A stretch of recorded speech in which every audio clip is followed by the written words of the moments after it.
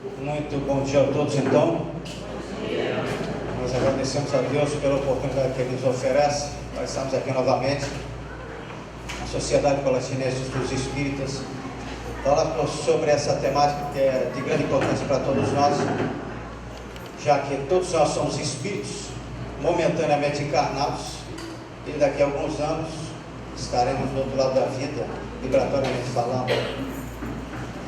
Iniciamos a nossa fala pelo primeiro livro da Bíblia, Gênesis, em que lá Moisés, o profeta, o médium Moisés, nos fala alegoricamente, porém com grande profundidade científico-filosófica, como veríamos mais tarde, através dos estudos da doutrina espírita, sobre aqueles momentos em que Deus, após ser criado o planeta Terra, regozijando-se com a sua obra, resolve povoá-la, criando o primeiro homem, ao qual deu o nome de Adão, e julgando então que não seria bom que o homem estivesse só, cria a primeira mulher, a qual deu o nome de Eva, que passaram então a viver no paraíso, no jardim do Éden, que quer dizer simplesmente jardim das delícias, dos prazeres, só que com uma recomendação extremamente importante de que eles poderiam comer os frutos de todas as árvores que ali se encontravam, mas de uma delas não tinha nada a ver com maçã, é bom que se diga, era a árvore do conhecimento do bem e do mal, que quando apropriado indevidamente nos leva à queda. Mas havia ali uma terceira figura, a chamada serpente, e começou então a insinuar-se para Eva, afirmando que ela deveria sim comer do fruto proibido, porque, como disse Deus, ela não morreria, teria vida longa e muito poder.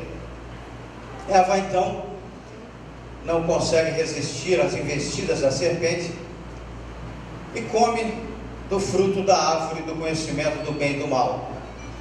Não satisfeita, oferece o fruto a Adão, que não resiste e também se alimenta do fruto da árvore proibida. Deus então presencia toda aquela desobediência e começa a repreender em primeiro lugar o homem, como sempre, não é verdade? Dizendo: Adão, o que fizestes? Comestes do fruto que eu proibi que tu comesses?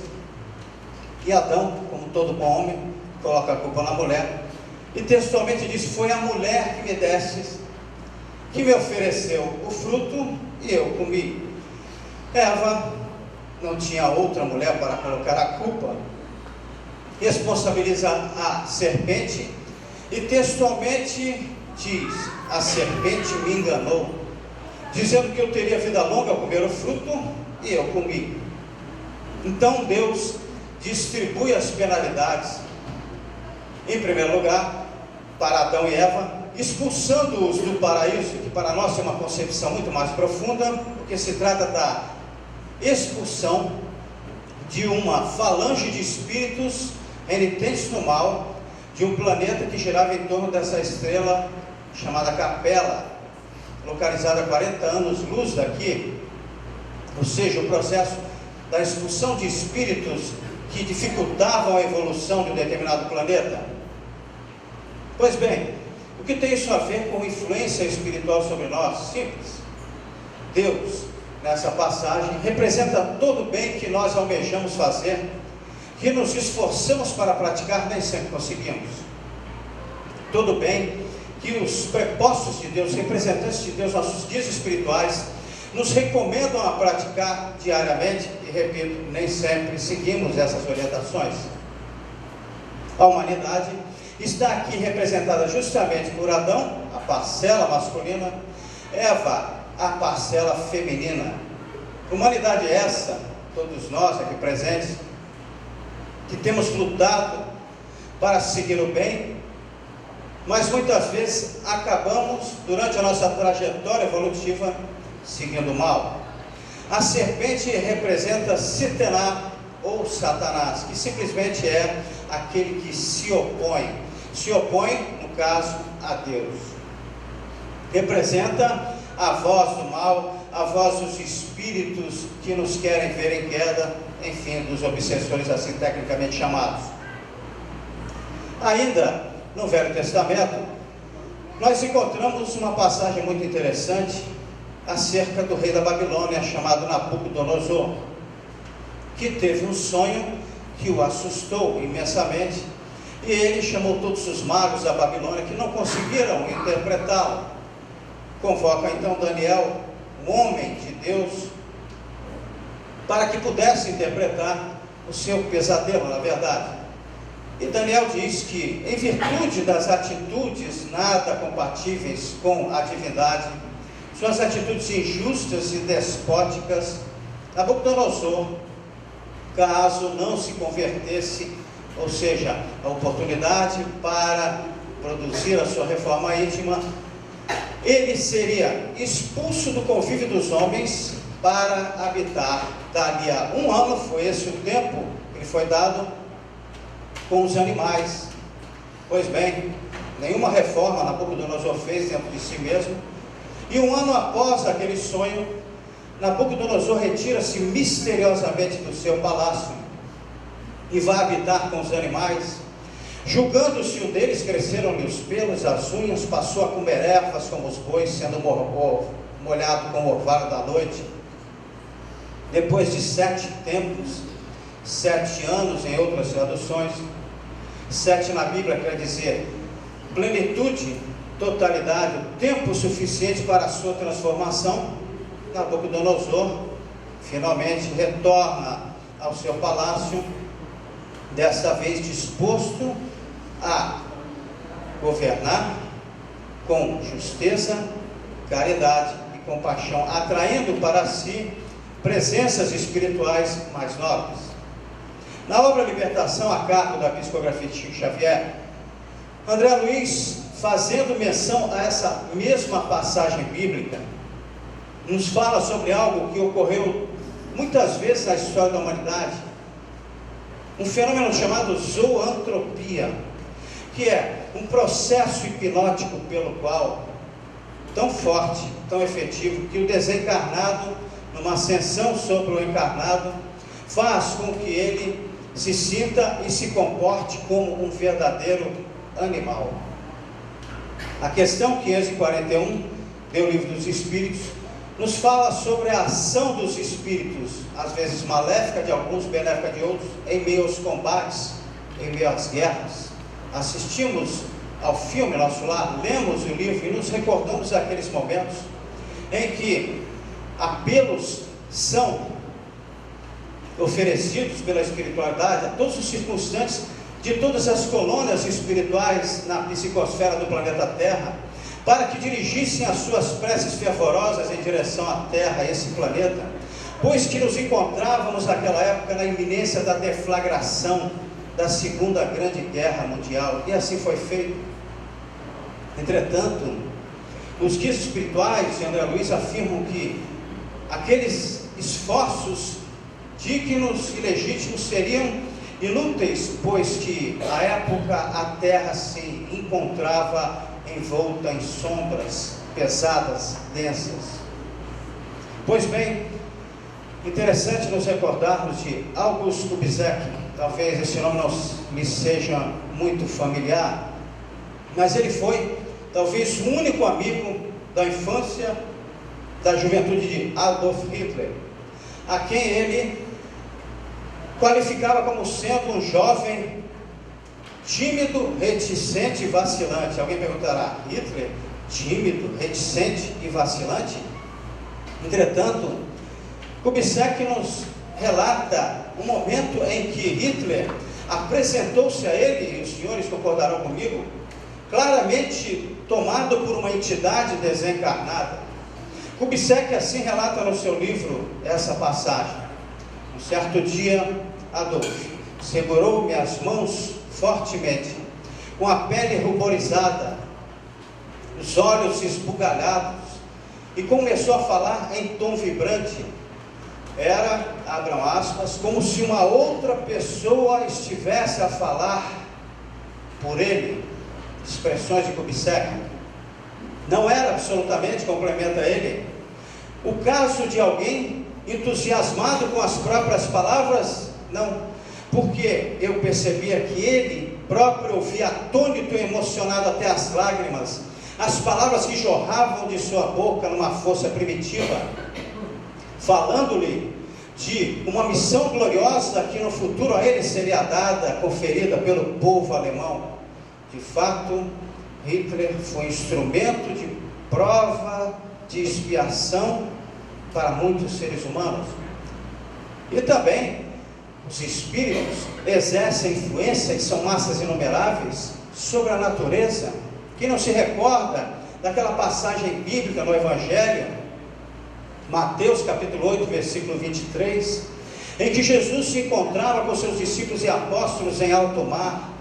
Eles pescavam e Jesus adormecido, quando então aproximam-se nuvens pesadas, prenunciando uma tempestade terrível, e os apóstolos e discípulos ali presentes ficam verdadeiramente apavorados, e acordam o mestre, dizendo: mestre, acode-nos, aproxima-se uma tempestade, vamos sucumbir. Jesus desperta, repreende-os, dizendo, como costumeiramente fazia: homens de pouca fé, e diz ao vento: cala-te, tempestade, emudece. E assim se fez, a bonança quase que imediatamente. E eles então, perturbados e maravilhados, perguntam: quem é esse homem? Quem é esse homem que até os ventos ele faz calar e as tempestades fazem emudecer? O que ocorreu foi que havia ali massas de espíritos, pleiades de espíritos responsáveis por controlar os fenômenos da natureza, que obedeciam às ordens de Jesus à época, já na condição de espírito puro. As questões 536 a 540 do Livro dos Espíritos falam que Deus não exerce uma ação direta sobre a natureza. Para isso ele tem os seus agentes devotados, que se destinam a acalmar, agitar ou direcionar os fenômenos da natureza.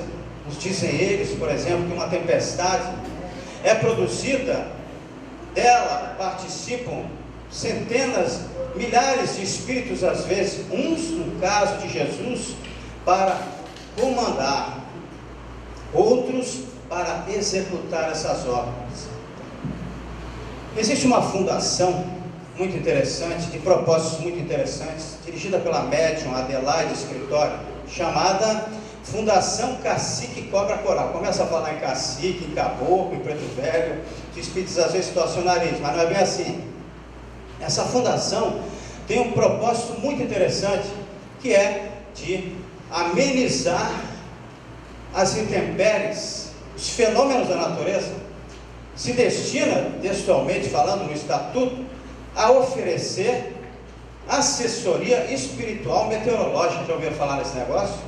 É sério, porque já tem convênio com 17 países, no Brasil, com o Rio Grande do Sul, Paraná, Santa Catarina. A Prefeitura do Rio de Janeiro, desde os tempos de César Maia até atualmente Eduardo Paes, possui convênio sem qualquer ônus, isso é muito importante, para o erário público, para os cofres públicos, totalmente gratuita essa assessoria. Há muitas passagens, evidentemente, tanto no Velho como no Novo no Testamento, que nos falam sobre a influência que os Espíritos tiveram durante toda a história da humanidade sobre nós. Paulo de Tarso afirmava em carta aos Hebreus capítulo 12, versículo 1, que era preciso seguir as orientações do Cristo, os ensinamentos que o Cristo havia deixado, pois que vivíamos cercados por uma nuvem de testemunhas. Quantas testemunhas serão essas? Bilhões de testemunhas. Em 1952, a população da Terra, de encarnados, evidentemente, era de 2 bilhões. Emmanuel, na obra Roteiro, através de Chico Xavier, nos afirmava que já eram 20 bilhões de espíritos desencarnados. Para cada espírito encarnado, nós tínhamos 10 espíritos desencarnados. Já em 1964, André Luiz nos dizia que na psicosfera da Terra havia 21 bilhões de desencarnados, alternando a posição conosco, enquanto aqui tínhamos 3 bilhões, ou seja, para cada espírito encarnado, 7 bilhões. Hoje nós temos, evidentemente, uma população encarnada de 7 bilhões. Não sabemos qual a população de desencarnados. O fato é que estamos aqui nos referindo, evidentemente, a espíritos comprometidos com encarnações na Terra, que todo o universo é povoado. A questão 456 do Livro dos Espíritos poderia até, no primeiro lance, inadvertidamente, da leitura do seu texto, nos deixar paranoicos, porque lá eles nos dizem o seguinte, que vivemos incessantemente cercados por espíritos desencarnados. Não adianta esse negócio, não quero ir à casa espírita, porque eu não quero ter contato com os espíritos, eles estão por aí. Pelo menos aqueles que estão equilibrados, controlados, eles estão por toda parte, na atmosfera terrestre, poluídos dos espíritos.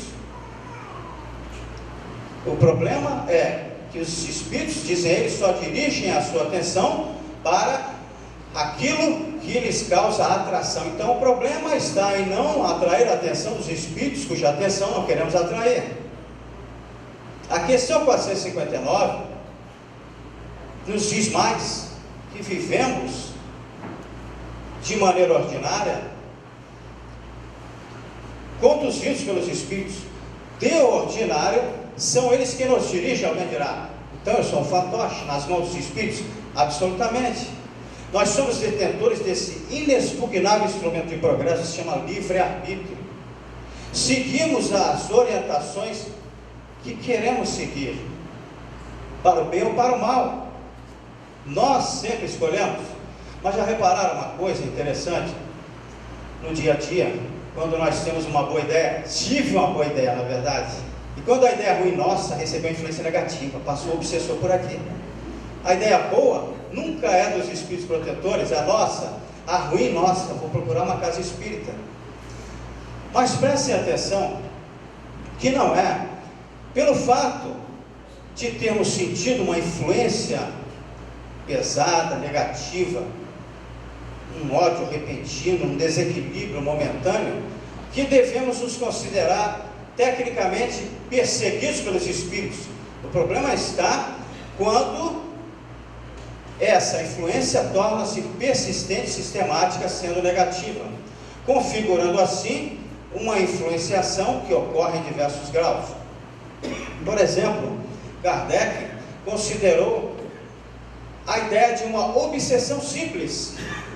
André Luiz nos fala sobre uma quase obsessão. Vejam bem, eu estou quase obsidiado, algo interessante, na verdade. O que seria uma obsessão simples? Seria aquela em que, transportando para o nosso dia a dia, um doente, portador de uma patologia qualquer, procura rapidamente no estágio inicial da doença, socorro médico, auxílio médico. Maiores serão as suas chances de ficar curado, na verdade. Assim também ocorre na obsessão simples, não pelos efeitos, mas pela posição do obsidiado, em que ele percebe que seu comportamento se modificou, que ele já não é mais o mesmo de 2 meses, 3 meses atrás. Ele está sentindo algumas alterações no seu comportamento, no seu psiquismo, os seus pensamentos já não são tão alinhados assim, então ele busca prontamente socorro numa instituição espírita, meio caminho andado. Mas poderá ocorrer que haja o processo da fascinação. Quem já não ouviu falar ou já sentiu uma fascinação por alguém? Quantas vezes basta ligarmos à TV, pastores, não deveria nem ter citado o nome aqui, pastores, mas dirigentes religiosos, há aqueles que são dignos, evidentemente, mas há aqueles que veiculam as piores noções de divindade, conduzindo seus profitentes aos mais terríveis equívocos. Quantas vezes não vimos pseudo-líderes religiosos conduzindo seus profitentes, seus seguidores, ao suicídio coletivo nas últimas décadas? Quem aqui já não esteve apaixonado ou fascinado por alguém? As maiores tolices são produzidas com base numa paixão desgovernada. Quantas loucuras têm sido feitas porque alguém se fascinou por alguém do sexo feminino ou masculino, ou como for. Isso ocorre no tocante à espiritualidade muito mais frequentemente do que acreditamos. Um amigo meu, por exemplo, ele me dizia o seguinte: Marcelo, olha, eu não sei o que há comigo, eu só recebo o espírito de luz. O que há com você é um profundo processo obsessivo. Nunca mais falou comigo, é verdade, porque ele só recebia o espírito de luz.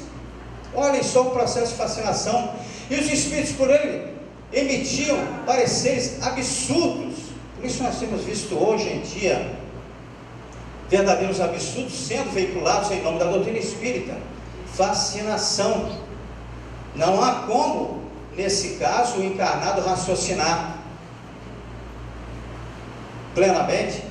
Mas há ainda algo pior, que seria a subjugação, que pode ser moral, ou seja, quando o espírito fica sob o jugo, sob o domínio, o encarnado em relação ao desencarnado. A subjugação moral, quando ele passa a falar e agir de maneira despropositada, desequilibrada. A subjugação física é algo muito interessante e complexo, um dia chamada de possessão demoníaca, termo que Kardec inclusive resgataria na última obra da codificação, mas vamos ficar com subjugação física, em que os espíritos, numa técnica interessante, agem na região psicomotriz do cérebro, aquela responsável pelos movimentos. Kardec faz uma citação de um jovem que, em pleno dia, repentinamente, sentia-se fortemente impulsionado por uma força física a se ajoelhar e beijar o chão. Outras vezes aproximava-se uma mulher e se ajoelhava diante dela e a pedia em casamento, sem nunca tê-la visto.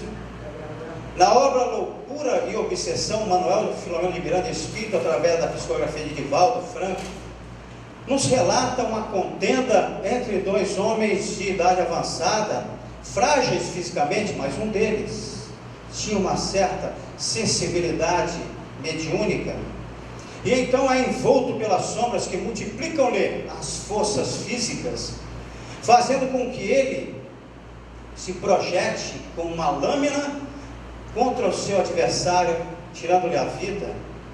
E por que tudo isso acontece? Porque essas perturbações espirituais são tão constantes desse mundo.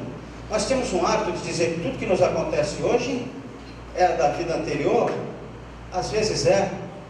Pode ser que uma perturbação espiritual de grande monta, expressiva, gravíssima, tenha origem no passado, ou não tão grave assim, em que aquele que nós, de alguma forma, magoamos, machucamos, até lhe ceifamos a vida, a felicidade, retorne num processo de vingança. Casos como esses são muito difíceis de serem resolvidos, mas poderá ocorrer que a causa de uma influência negativa esteja não no passado remoto, mas no passado próximo. No mês passado, quando eu me desequilibrei, quando eu ofendi alguém, quando eu me deixei levar por palavras negativas, enfim, passei a ter companhias espirituais influenciando-me negativamente por questão de afinidade. Há ainda um tipo de obsessão muito interessante, que é aquilo que Kardec chamou no item 246 do Livro dos Médiuns, de uma obsessão sem maldade. É aquele obsidiado que obsidia sem querer, querendo.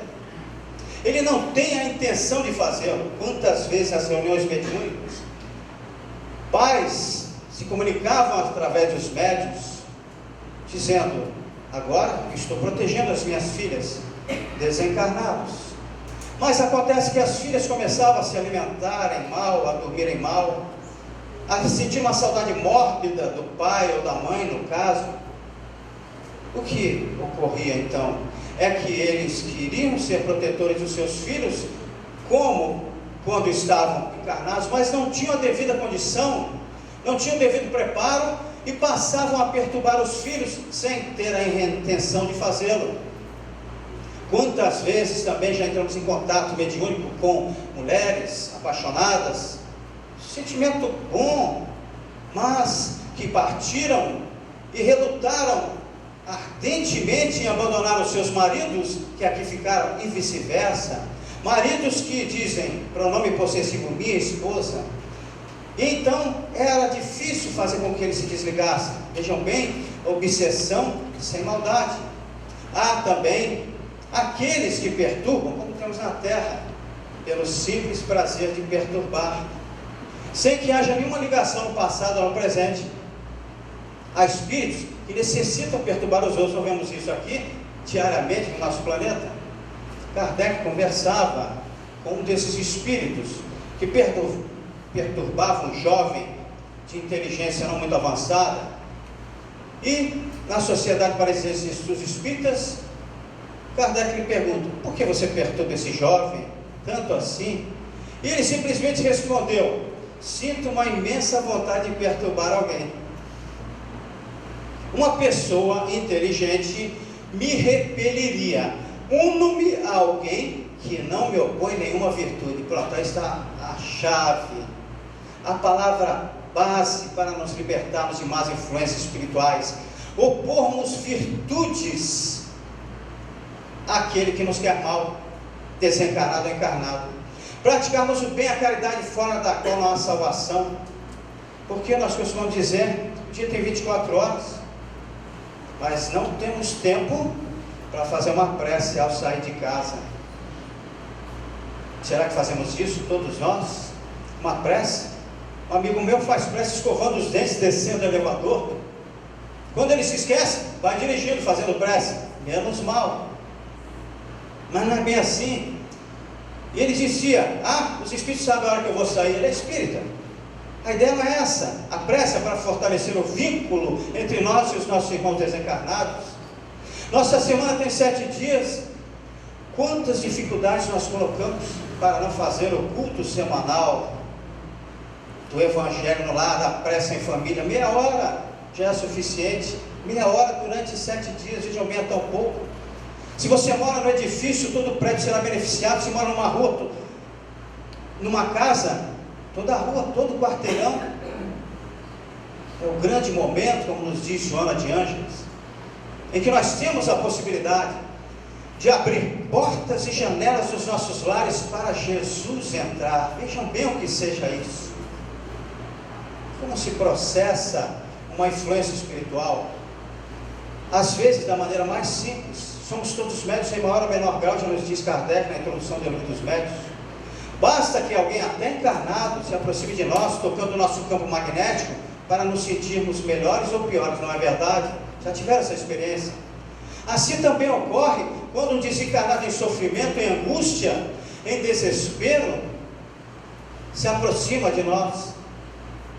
É simples, mas nem sempre é tão simples assim. Chico Xavier era muito engraçado, às vezes ele festejava a vitória sobre as sombras. Emmanuel, vencemos as sombras, hein, Chico? Cuidado, hein? Respeite as sombras, porque elas são mais organizadas do que muitas instituições terrestres, e é verdade. Há espíritos extremamente inteligentes a serviço do mal, que sabem como poucos a técnica da hipnose, do comando mental, do poder sugestivo, explorando as nossas fragilidades, inclusive utilizando-se de uma tecnologia avançada, muito avançada, como nós temos mais uma vez Manuel Filomeno de Miranda na obra Nos Bastidores da Obsessão, a outra obra, Psicografia de Val, em que uma história começa no Brasil Imperial. Uma jovem casada se apaixona, o velho triângulo amoroso, por um homem que a seduz, e ambos então resolvem arquitetar um assassinato do marido, evidentemente.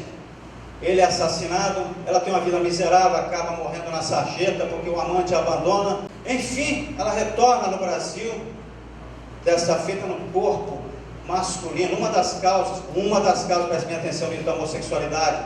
O marido do passado se vê unido, não sabe por quê, aquele jovem adolescente, pelo qual sente um asco, uma aversão. Por que eu estou aqui? Não o conheço, mas nas horas de sono, ela se revelava pela identidade, credor com devedor, como foi no passado. E ele descobre que a sua esposa, sua homicida do passado, se encontrava ali escondida, como ele afirma, naquele corpo masculino, e passa a perturbá-la, obsidiá-la terrivelmente. E então ela tentava não dormir, porque quando dormia se encontrava com ele.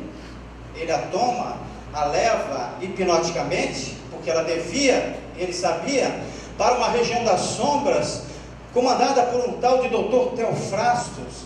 E ali, ela, inerte, perispiritualmente falando, seu corpo perispiritual numa espécie de anfiteatro, eles resolvem qual seria a melhor maneira de perturbar aquela jovem pelo que ela havia feito no passado.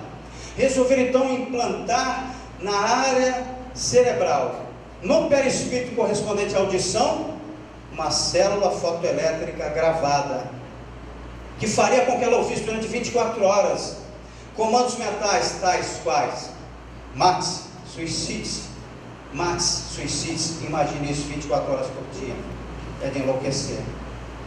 Quais as consequências de um processo obsessivo?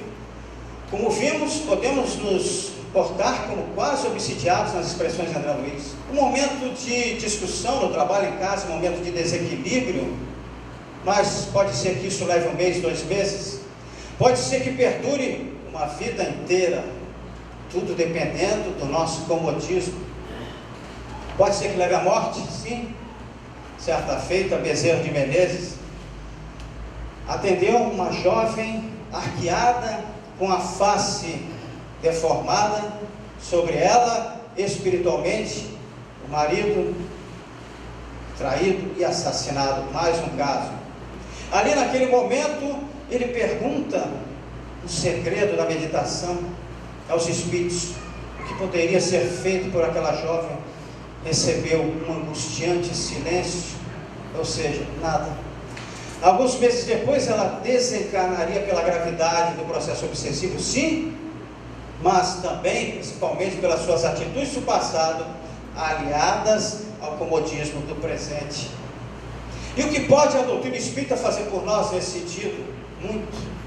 Kardec, entretanto, nos dizia, e eu pretendo levar essa linha de raciocínio para não culparmos mais os espíritos desencarnados por nossas mazelas, que muito frequentemente o homem é obsessor de si mesmo. Prestem bem atenção nessa fala de Kardec. Muito frequentemente nós somos auto-obsidiados, na maioria das vezes. Portanto, se nos apropriamos desses ensinamentos que a doutrina espírita nos oferece, porque a doutrina espírita é auto-aplicativa, é o conhecimento da verdade que nos liberta.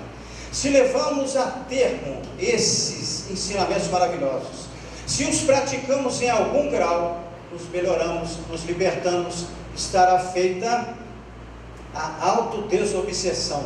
É assim que funciona, e tenho visto isso em muitos casos. Mas ocorre que, por vezes, e muitas vezes, a mente do encarnado está tão dominada, que ele já não consegue mais agir por si só, já não consegue mais ter a iniciativa de dar o primeiro passo. Então os espíritos fazem isso através da chamada famosa terapia desobsessiva. E de onde foi que nós tiramos essa história de conversar com as sombras? Somos tão acusados de evocar os mortos. Foi Jesus quem nos ensinou. Quem não se recorda dos endemoniados? O que é um endemoniado? É aquele tomado por demônios. E o que é demônio? Palavra grega que vem do demônio, daimonion, ou daimon, que quer dizer simplesmente alma. Endemoniado, alguém comandado, dominado por espíritos desencarnados. Assim ele fez em Gadara, Gerasa e Cafarnaum, um jovem acorrentado. E ele diz: soltar as correntes, conversa com as sombras, durante um longo tempo. É claro que o Evangelho não conta tudo, falam apenas a expulsão, mas antes da expulsão houve um longo diálogo de Jesus com as sombras, para doutriná-los. É o que nós tentamos fazer hoje. Não temos a autoridade de Jesus para expulsar ninguém. No máximo, dá licença um pouquinho. No máximo. O nosso diálogo com os espíritos é de esclarecimento. Não é dizer que ele não pode fazer isso, que ele não tem o direito. Já começou errando. Já começou psicologicamente, não é? Incorretíssimo. Você está errado, acabou a conversa. é dizer que ele tem as suas razões e que o pior que ele pode fazer é permanecer num círculo de vingança para ele. Mas as principais orientações serão dadas em relação a nós encarnados. Em primeiro lugar, para que aquele que sofre de uma perseguição espiritual simplesmente não diga quando sentir a presença, vai de reto, nada disso. Seja bem-vindo, e ore comigo. Foi assim que Chico Xavier fazia, morrendo de medo, mas ele fazia, e tudo se dissipava. A prece, a leitura edificante, elevação do pensamento, é assim que nós devemos agir. Sentiu uma presença, pronto, começa a orar. Meu irmão, seja bem-vindo, ore comigo, me ajude. Depois será recomendado que ele se submeta aos passes. Água fluidificada, cientificamente comprovada essa terapia, simples e efetiva, porque a água fluidificada, o passe magnético, reconduz o perispírito, nosso campo magnético, ao recondicionamento. E esse recondicionamento se transfere para o corpo, muitas vezes combalido em virtude de um processo obsessivo. Mas eu diria que a principal atitude que deve ser recomendada a quem sofre de uma influência espiritual é exatamente que frequente a mais interessante e efetiva reunião de desobsessão que existe. Eu não me curvo diante dessa opinião, que se chama reunião doutrinária, porque é muito fácil você dizer a um colega, coloca o meu nome lá, e fica em casa assistindo Big Brother, televisão, não adianta muito. E às vezes o colega, eu vi isso, tinha uma lista de 7 nomes. Nossa, quanta gente botou fulano de tal e família. Pronto, a espiritualidade resolve tudo, vai descobrir quem são os familiares.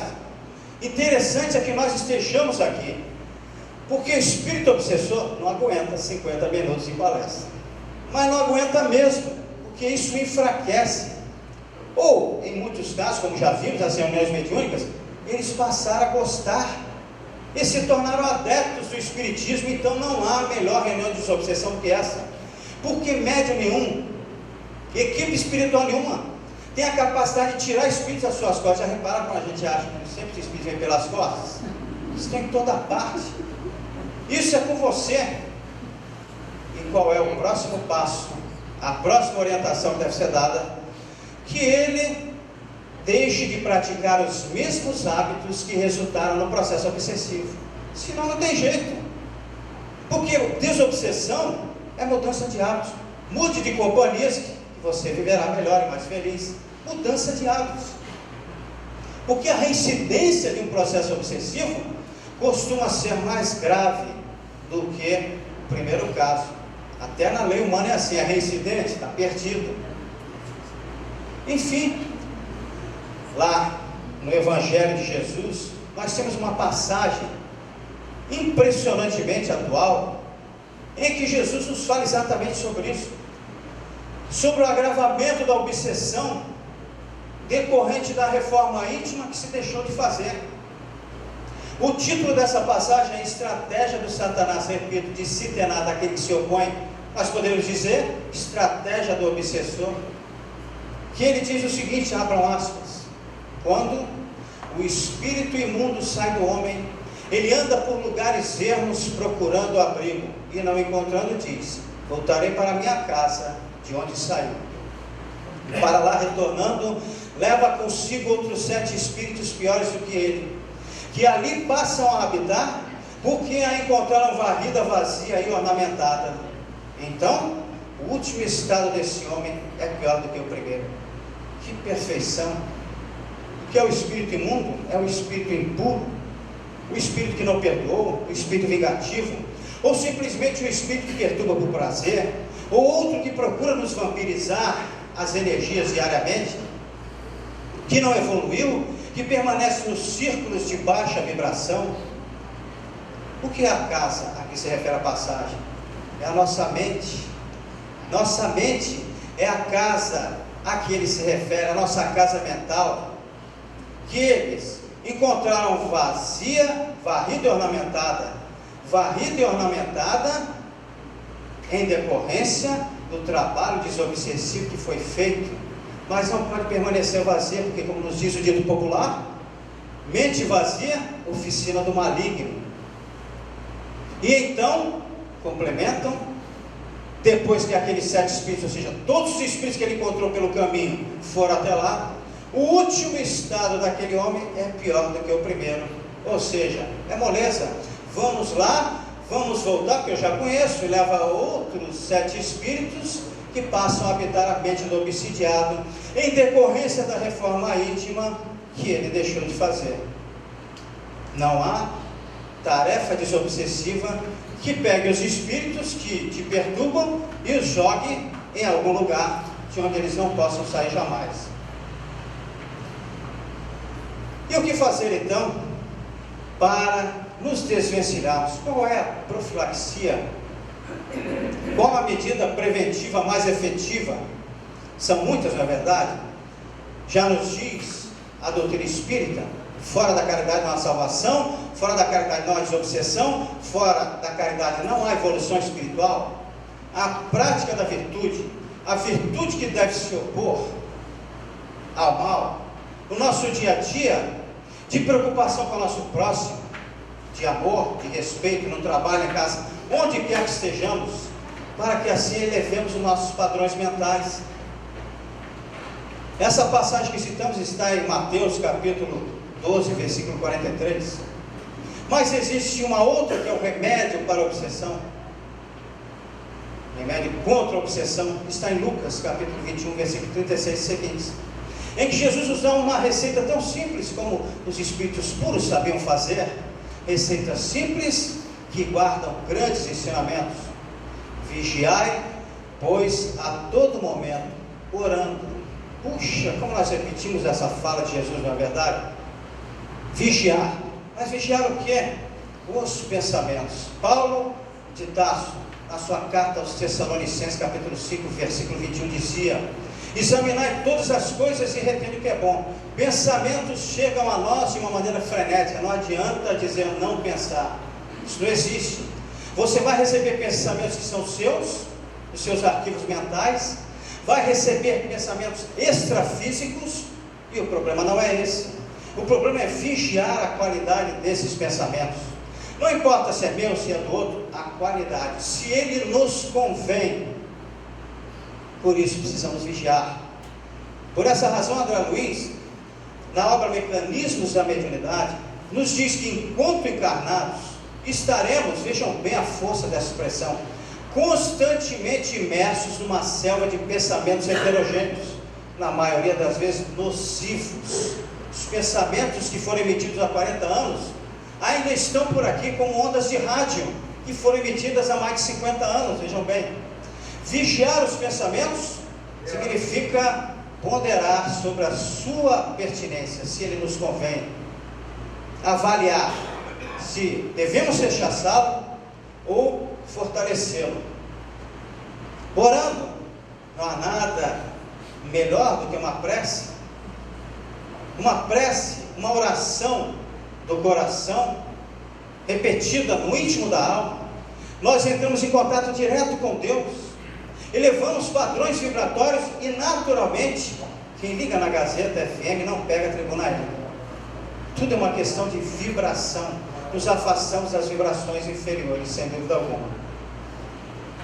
Contaremos agora uma breve história, resumidamente, evidentemente, que tomou cerca de 5 números da Revista Espírita de Kardec, na época, que começou a ocorrer no século XIX na França. Em março de 1857, a pequena comunidade de Morzine, localizada no leste da França, de apenas 2.500 habitantes, se encontrava, segundo os noticiários da época, sendo atingida por uma estranha epidemia, que em novembro daquele mesmo ano havia atingido 27 meninas, na sua maioria jovens adolescentes. Em 1861 já havia um número de 120. Pois bem, preocupado com aquela estranha patologia, o governo francês resolveu destacar um renomado médico chamado Dr. Constant para que pudesse ir até lá e verificar o que vinha ocorrendo. Durante meses ele esteve em Morzine, analisando a água que elas bebiam, as batatas, na maioria das vezes que comia o alimento básico da época, não encontrou nada. Presenciou diversas crises estranhas que ele uniu no seu relatório como observação. A primeira tudo começava com bocejos, gritos, convulsões elétricas, como se o corpo estivesse tomado por uma eletricidade estranha. Em meio às crises, a força das jovens se multiplicava imensamente, de forma que eram necessários de 3 a 4 homens para conter meninas de 10, 12 anos, vejam bem. Sabe-se que deram respostas precisas, corretíssimas, sobre assuntos que elas, em hipótese alguma, poderiam compreender naquela recuada comunidade pobre da França. Se manifestavam em idiomas por elas desconhecidos, inclusive línguas mortas, idiomas mortos. Revelavam ódio a Deus e a tudo que ele representasse.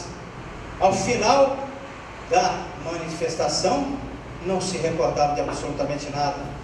Dr. Constant, então, chegou ao ponto de dizer que não havia absolutamente qualquer mal físico naquelas meninas, mas uma histeria. Houve época, diga-se de passagem, que acreditava-se que o útero, útero vem de útero da mulher, se movimentava dentro do corpo, por isso ela ficava nervosa, ou seja, vejam bem a ignorância, daí a palavra histeria. Se tratava de uma histeria coletiva, proveniente da fixação na figura do demônio, porque elas eram católicas fervorosas. Pois bem, diante da impotência da medicina da época, a religião teve que fazer o seu papel, e então obtiveram autorização para um exorcismo coletivo. Para quê? Juntaram os 120 possessos, assim chamados de Morzine, ao mesmo tempo na igreja. As manifestações foram simultâneas, quebraram a igreja todinha. Força multiplicada, processo obsessivo gravíssimo. Então resolveram fazer o seguinte: vamos fazer uma por uma, vamos fazer um exorcismo a domicílio. Mas acontece que as entidades espirituais, através das crianças, começaram a falar sobre os segredos dos sacerdotes da igreja católica. Não sei por que eles acabaram rapidinho também com aquela visita de exorcismo. Na época, já havia sido publicado o Livro dos Espíritos, em 1857, e o Livro dos Médiuns, em 1861. Mas mesmo assim, Kardec, preocupado com aquele evento, resolveu buscar a opinião de São Luís, que diz: de fato, os habitantes de Morzine se encontram sob a ação maléfica dos espíritos, atraídos para aquela região por razões que vós mesmos compreendereis melhor um dia. O ensinamento dos espíritos ali fará predominar a boa sobre a má influência.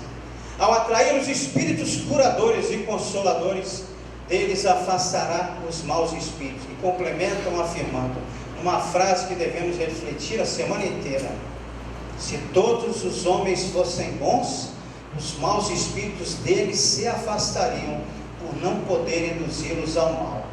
Então, transportando os acontecimentos de Morzine para a atualidade, percebemos que hoje vivemos uma verdadeira epidemia de obsessão, em que a maioria da humanidade terrestre curva-se pacificamente ante as sugestões do mal, fazendo com que haja, o que é uma característica clara, não podemos esconder isso, predomínio do mal sobre o bem, ou seja, pratica-se mais o mal em várias escalas do que o bem, o que é uma característica notória em um planeta de provas e expiações. Kardec nos dizia na obra Gênesis, editada em 1868, pululam na atmosfera terrestre os maus espíritos, em decorrência da inferioridade moral dos seus habitantes. Então prestem bem atenção nisso. Somos nós quem precisamos parar com essa história de culpar os espíritos desencarnados por nossa inferioridade espiritual.